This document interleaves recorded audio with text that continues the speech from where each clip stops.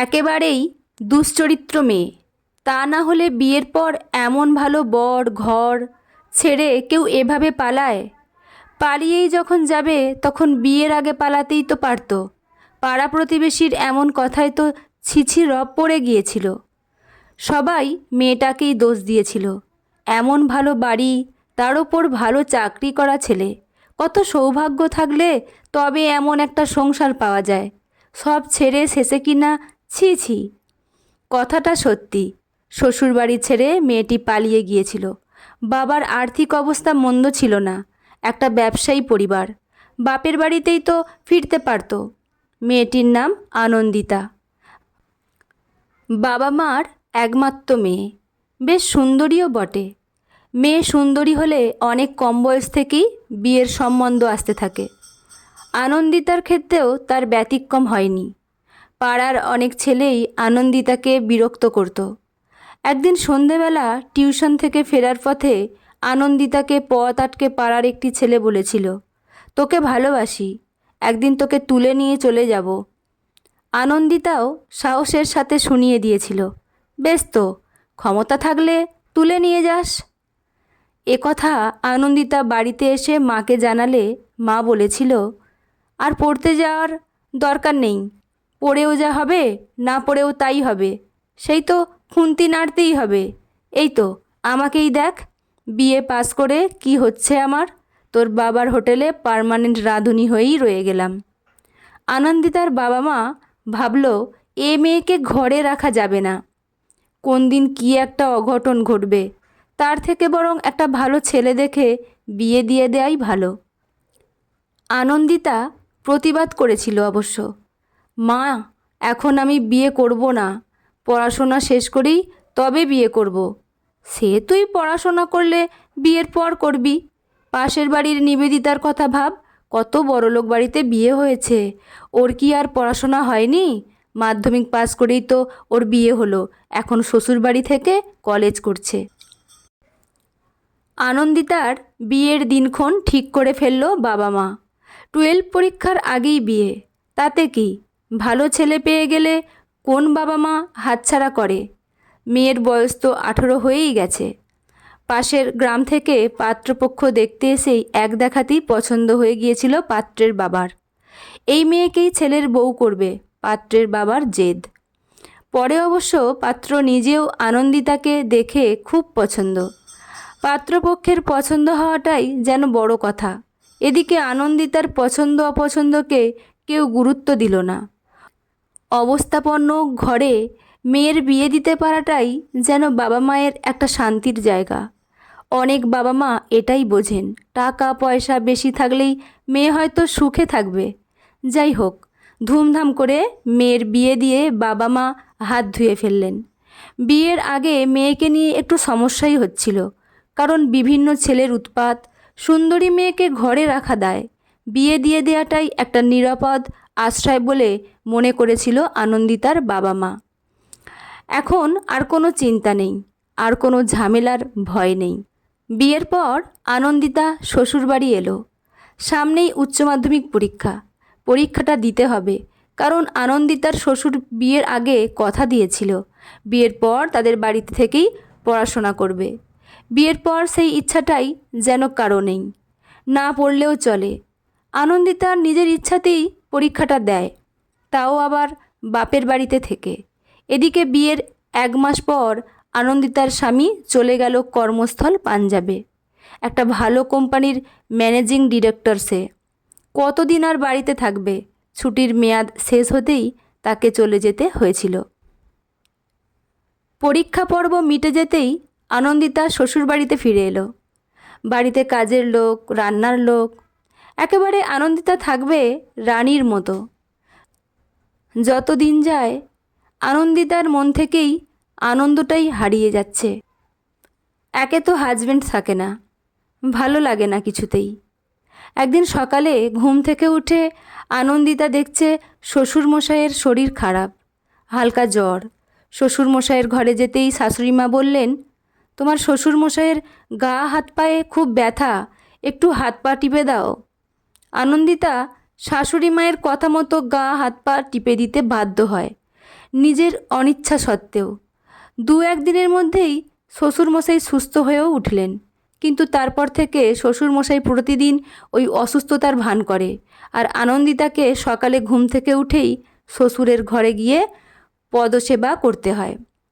ইচ্ছে না থাকলেও যেতে হবে, কারণ ওটাই হয়ে যায় প্রতিদিন সকালের কাজ। ব্যাপারটা এরপর থেকে একটু অন্যদিকে যায়। পদসেবার নাম করে শ্বশুরমশাই আনন্দিতাকে অন্যভাবে পেতে চায়।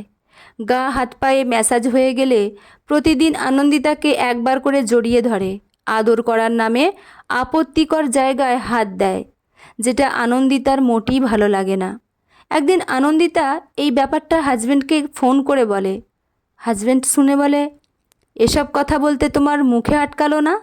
তুমি এত নীচ, আমার বাবার নামে এ কথা বললে? আমি আমার বাবাকে চিনি না? একজন দেবতুল্য মানুষ, এসব কথা বলে নিজের পাপ বাড়িও না। আর কথাগুলো শুনে আনন্দিতা কেঁদে ফেলে। প্রতিদিন নিজের অনিচ্ছা সত্ত্বেও শ্বশুরের ঘরে যেতে হবে, কিন্তু কেন? একদিন শাশুড়ি মাকে আনন্দিতা বলে, আমি বাবার ঘরে গিয়ে রোজ রোজ পদসেবা করতে পারবো না, কাল থেকে আপনি ওটা করবেন। এমন কথা শুনেই শাশুড়ি গেলেন রেগে। বললেন, তোমাকে কি পাটরানি করে শোকেসে সাজিয়ে রাখবো নাকি? ঘরের তো একটা কাজও করতে হয় না, আর শ্বশুরের সেবা করবে একটু, তাতেই এত কথা? আনন্দিতার মনের কথা কে বুঝবে? আর হাজব্যান্ডকে বললে সে আবার উল্টো কথা শোনায়। মুখ বুজে মেনে নিতে হবে সব কিছু। শুধু কি তাই, আনন্দিতার দেওর হুটহাট ওর ঘরে চলে আসে, মজা করার নামে সেও গায়ে হাত দেয়। এর প্রতিবাদ করে বলতে গেলে শাশুড়িমা বলেন, তোমার মতো একটা মেয়ে আমি জীবনে দেখিনি। আমার ছেলেটাকে নিজের ভাইয়ের মতো দেখতে পারো না? বৌদিকে কত ভালোবাসে, একটু মজা করেছে বলে ওটাকে অসভ্যতা বলছো? ছি, এই তোমার মানসিকতা? আনন্দিতা কান্নায় ভেঙে পড়ে। মুখ বুজে সব মেনে নিতে হচ্ছে। ওর কথা কেউ বিশ্বাস করবে না যে। একটা মানসিক অশান্তিতে আনন্দিতাকে ভুগতে হয়। তার ওপর রাতে দরজায় খিল দিয়ে শোয়া যাবে না। শ্বশুরমশাইয়ের দাবি, বাড়ির ভিতর কেন খিল দিয়ে শোবে, তাই অনিচ্ছা সত্ত্বেও খিল না দিয়ে দরজা খুলে রেখে ঘুমোতে হবে। তারপর হাজব্যান্ড ফোন করলে ওনাদের সামনে কথা বলতে হবে। শাশুড়ির কথা, কি এমন কথা যে ফিসফিস করে লুকিয়ে বলতে হবে? কেন সামনে থেকে বলা যায় না? এই রকম নানা রকম অশান্তিতে ভালো থাকতে পারে না আনন্দিতা। একদিন প্রচণ্ড জ্বরে পড়ে আনন্দিতা। রাতে একা একা ঘুমানোটা ঠিক হবে না, তাই শাশুড়িকে আনন্দিতা বলেছিল ওর ঘরে থাকতে। শাশুড়ি মা থাকতে চাইলেও শ্বশুরমশাই শাশুড়িকে বলেছিলেন, তোমাকে রাত জাগতে হবে না, তোমার শরীর খারাপ হলে কে তোমার সেবা করবে? তাছাড়া কদিন তোমার শরীর ভালো যাচ্ছে না, কাজেই তুমি ঘুমাও, আমি সামলে নেব। জ্বরের ঘোরে পড়ে থাকে আনন্দিতা। আনন্দিতার শ্বশুর এসে আনন্দিতার ঘরে ছিটকিনি লাগিয়ে দেয়। তারপর একই বিছানায় শুয়ে পড়ে বৌমার সেবা করার নামে। জোর করে কাছে টেনে নিয়ে একেবারে জড়িয়ে ধরে। রাতের অন্ধকারে একটা কালো দৈত্য, উফ কি পাষণ্ড, আর সহ্য হচ্ছিল না। তারপর সজোরে এক ধাক্কায় খাট থেকে ঠেলে ফেলে দিয়েছিল আনন্দিতা। একটা ভয়ঙ্কর রাত জেগেই কেটে গেল। এ লজ্জা কাকে বলবে? কেউ বিশ্বাস করবে না তার কথা। পাড়া প্রতিবেশী সবাই জানে এ বাড়ির প্রত্যেকটা মানুষ ভীষণ ভালো, কারণ আনন্দিতার শ্বশুর একজন সমাজসেবী। দান ধ্যান করাটা তার পরম ধর্ম। তো এমন মানুষের বাইরেটা যতটা চকচকে, ভিতরটা ঠিক ততটাই নোংরা। আনন্দিতা কিভাবে প্রমাণ করবে এ কথা? না থাক, দরকার নেই। রাগ হয় নিজের বাবা মায়ের ওপর, ঠিক রাগ নয়, ঘেন্না হয়। বাড়ির বাইরের কিছু নরখাদকের হাত থেকে নিজেদের বাঁচার উপায় হিসেবে যে বাবা মা তার মেয়ের বিয়েটাকে নিশ্চিত নিরাপদ আশ্রয় ভাবে, তাদের জন্য একরাশ ঘৃণা ছাড়া কিছুই আসে না। প্রকাশ্য রাস্তা থেকে কোনো মেয়েকে তুলে নিয়ে গিয়ে কেউ যদি শারীরিক খিদে মেটায়, সেখানে তবু ভরসা থাকে, হয়তো একবার দুবার, তারপর ছেড়ে দেয়। কিন্তু দিনের পর দিন ঘরের মধ্যেই মেয়েরা কোথায় নিরাপদ বলতে পারেন? না, কোথাও না। আনন্দিতার জীবনে কত স্বপ্ন ছিল, ছোটোবেলায় পুতুল খেলতো, পুতুলের বিয়ে দিত, কখনো কখনো নিজেও বউ সাজতো মায়ের শাড়ি পরে। একটা সুন্দর জীবনের স্বপ্ন দেখত। স্বপ্নগুলো চিরকাল স্বপ্নই থাকে, বাস্তবে রূপ পায় না। সুন্দর রূপটাকে যারা বলে অহংকার, আজ আনন্দিতা ওটাকেই বলে বৈরিতা। নিজের রূপটাই নিজের শত্রু। দেখতে খারাপ হলেই হয়তো ভালো হতো, তাহলে কারো কুনজরে পড়তে হতো না। সুন্দরী মেয়ে আসলে কিছু পুরুষ মানুষের ভোগের কামনা। কেন ভগবান আনন্দিতাকে দেখতে খারাপ করলো না? তাহলে হয়তো সুনজরে সবাই দেখে সত্যিটা বলতো। বলতো, ইস কি কালো, কি বিচ্ছিরি দেখতে। আসলে মেয়েরা বোধহয় জীবনে যাকে চায় তাকে পায় না।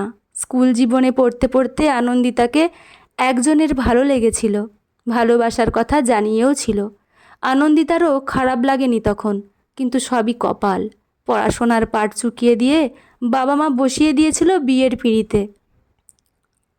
আনন্দিতা আর এ বাড়িতে থাকতে চায় না, কারণ ওই বাড়িতে একটা মানুষও বাস করে না, আর বাপের বাড়িতেও সে ফিরতে চায় না। ঠিক করে এ বাড়ি ছেড়ে চলে যাবে কোনো এক অজানা জায়গায়, যেখানে কেউ তাকে চিনবে না।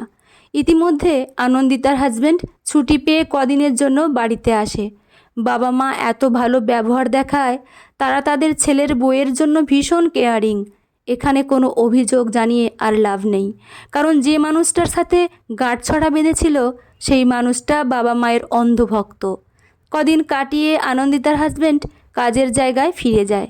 বিয়ে করে কোনো পুরুষ মানুষ যে এতটা উদাসীন হয় এটা আনন্দিতার জানা ছিল না। তাই এই বাড়ি থেকে পালাতেই হবে, কিন্তু ভাবলেই তো আর চলে যাওয়া যায় না। কোন ভরসাতেই বা বাইরে পা রাখবে। তাই 7-5 ভেবেই ও বাড়িতে থাকতে বাধ্য হয় আনন্দিতা। তবে মনে মনে ঠিক করেই ফেলে, এই বাড়ির শিকল কেটে একদিন সে বেরুবেই। বেঁচে থাকতে যদি নাও পারে, তবে জীবন জুড়োতে মৃত্যুই হতে পারে একমাত্র পথ। তারপর থেকে কেটে গেছে 2 বছর। সময়ের সাথে সাথে কত কি বদলে যায়। জীবন থেকে মুক্তি চাইলেই কি মুক্তি মেলে? মুক্তির পথে কাটা হয়ে কখনো কখনো কেউ চলে আসেই। ভাগ্যিস কেউ এসেছিল আনন্দিতার পথে। তবে হ্যাঁ, আনন্দিতা এখন নতুন করে সংসার পেতেছে। নিজেকে সবজি বিক্রেতার ঘরণী হিসেবে পরিচয় দেয় সকলের কাছে। টালির ছাউনির 2 কামরার ঘর, কুঁড়ে ঘর হলেও এটাই তার ভালোবাসার রাজপ্রাসাদ। বাড়িতে দামি দামি জিনিসপত্র নেই ঠিকই, আছে সব থেকে দামি জিনিস তার ভালোবাসা। যে মানুষটার সাথে আনন্দিতা আজ ঘর বেঁধেছে, সে মানুষটা তাকে আজ জীবন দিয়ে ভালোবাসে। আর্থিক সচ্ছলতা ভালোবাসার মাপকাঠি হতে পারে না। ভালোবাসতে মন লাগে, মনের মানুষ লাগে।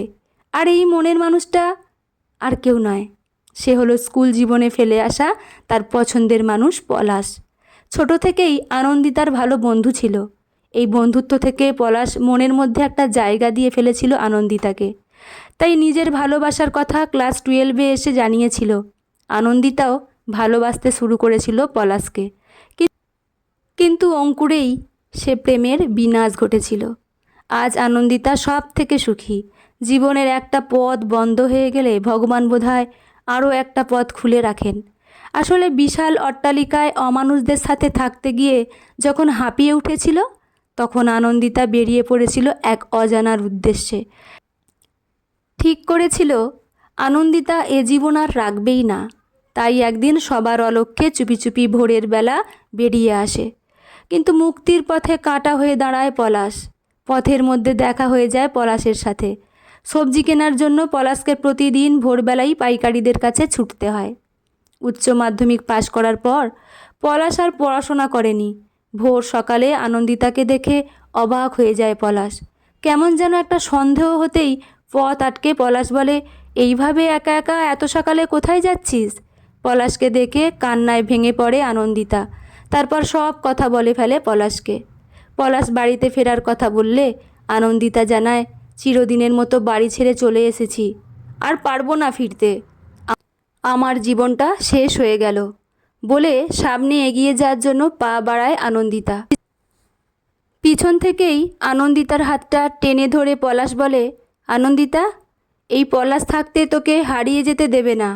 তোর বিয়ে হয়ে যাওয়াতে অনেক কষ্ট পেয়েছিলাম। তোর বাবার অনেক টাকা, কারণ আমার মতো গরিব ঘরের ছেলেদের ভালোবাসা মানায় না। তাই সেদিন তোকে আটকাতে পারিনি। কিন্তু আজ আটকাবো। তোকে ভালো রাখার মতো বড় বাড়ি নেই হয়তো, একটা বড় মন আছে ভালোবাসার মতো। আজও ভালোবাসি তোকে। তুই চাইলে এ হাতটা একবার ধরতে পারিস, একবার বিশ্বাস করে দেখ। আশা করি ঠকে যাবি না। আনন্দিতার দু চোখ তখন জলে ভেসে যাচ্ছে, বলার মতো ভাষা খুঁজে পায় না আর। এত কিছুর পরেও পলাশ তাকে আগের মতোই ভালোবাসে। আনন্দিতার জগৎ থেকে যে ভালোবাসা হারিয়ে যায়নি, সে কথা সে বুঝতে পারে। পলাশের সঙ্গে নতুন করে ঘর বাঁধার স্বপ্ন মনের মধ্যে ভেসে ওঠে। নতুন করে বাঁচার আলো দেখতে পায় আনন্দিতা। ভোরের অন্ধকার কেটে গিয়ে সকালের নতুন সূর্য যেমন দিনটাকে ঝলমল করায় আভাস দেয়, ঠিক তেমনই আনন্দিতা চোখের জল মুছে নিয়ে বলে, আমি সারা জীবন তোর সাথে তোর হাত ধরেই বাঁচতে চাই। পলাশও হাত বাড়িয়ে বুকে টেনে নেয় আনন্দিতাকে, বলে, এখন থেকে তুই নতুন পরিচয়ে বাঁচবি, একদম নতুন নামে। আজ থেকে তুই আমার পলাশ প্রিয়া। গল্পটি এখানেই সমাপ্ত। গল্পটি কেমন লাগলো জানাতে ভুলবেন না। লেখা সরজিৎ ঘোষ, পাঠে আমি রিমি। ভালো থাকবেন। দেখা হচ্ছে পরের কোনো গল্প নিয়ে। ধন্যবাদ।